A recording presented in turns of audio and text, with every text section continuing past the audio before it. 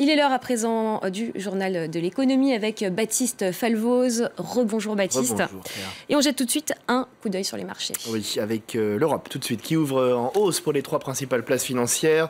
Vous le voyez, le CAC 40 0,10%, Francfort 0,40%, Londres gagne 0,30%. Marché donc qui ouvre un nouveau trimestre après avoir enchaîné les bonnes performances lors des 3 premiers mois de l'année, notamment bien sûr dans la foulée de l'élection de Donald Trump. En Asie, Shanghai était fermé pour cause de vacances nationales, mais Tokyo, vous allez le voir, a clôturé en hausse, soutenu par une amélioration du moral des industriels japonais, plus 0,39%, Hong Kong également à la hausse, 0,51%, Séoul 0,34%. Ces marchés sont donc en hausse alors que s'ouvre une semaine cruciale sur le front économique avec en tête d'affiche, vous l'avez évoqué à l'instant, la rencontre très attendue entre le président chinois Xi Jinping et son homologue américain Donald Trump. Ça se passera aux États-Unis jeudi et vendredi. Il va bien sûr y être entre autres question du déficit commercial américain, sujet qui fâche. Il y aura aussi la publication du compte-rendu de la dernière réunion de la Fed qui, je vous le rappelle, s'est soldée par une hausse des taux.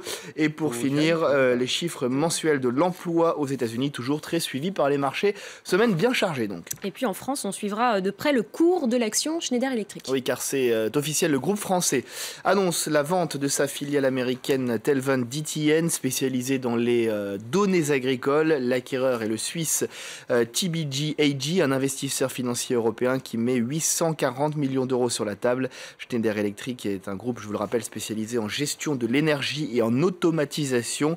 Il va utiliser l'argent de cette vente pour lancer un programme de rachat d'actions évalué à 1 milliard d'euros.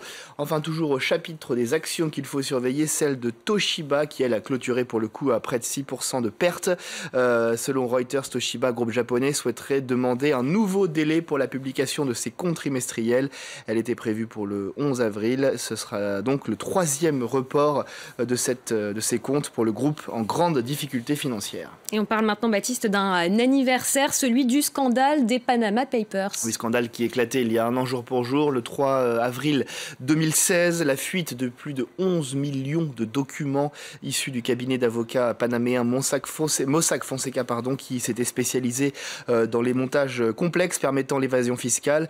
Souvenez-vous, des noms assez célèbres ont été associés à ce scandale. Lionel Messi, Pedro Almodovar, Vladimir Poutine.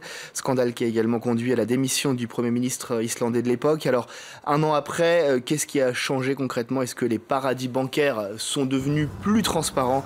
On regarde des premiers éléments de réponse avec Vanessa Abba. Les Panama Papers, une onde de choc. D'abord, pour le Panama lui-même.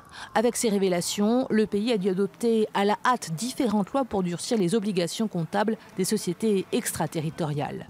Il s'est ensuite engagé à partager dès 2018 ces informations fiscales avec d'autres États en signant la Convention fiscale multilatérale de l'OCDE. Une victoire pour de nombreux gouvernements étrangers qui réclamaient depuis des années plus de transparence de la part de cette nation d'Amérique centrale.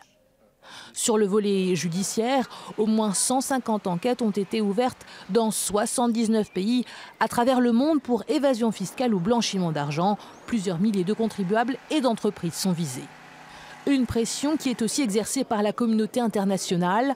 L'Union européenne et le G20 ont chacun annoncé l'élaboration d'une liste noire de paradis fiscaux pour cette année avec des sanctions à la clé. Problème, la liste de l'UE ne prendra pas en compte les paradis fiscaux européens, le Luxembourg, les Pays-Bas et l'Irlande.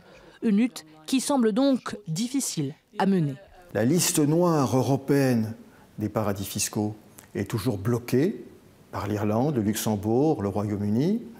La directive blanchiment, la 5e directive blanchiment est toujours bloquée. D'autres places fortes de l'industrie bancaire comme le Bahreïn et les Bahamas sont aussi sous pression. De son côté, Hong Kong envisage d'obliger toutes les entreprises écrans sur son sol à dévoiler l'identité de leurs vrais propriétaires. On finit avec une vente aux enchères, celle d'une Ferrari F430 rouge, vendue hier en Floride, 270 000 $. Pourquoi un tel prix? Parce qu'elle a appartenu à Donald Trump. Il l'a eu pendant 4 ans, de 2007 à 2011, et il a fait 4000 km avec la maison d'enchères qui l'a vendue. On attendait un peu plus, envisagé entre 250 000 et 350 000 $. Merci beaucoup Baptiste, c'était le journal de l'économie. Je me tourne à présent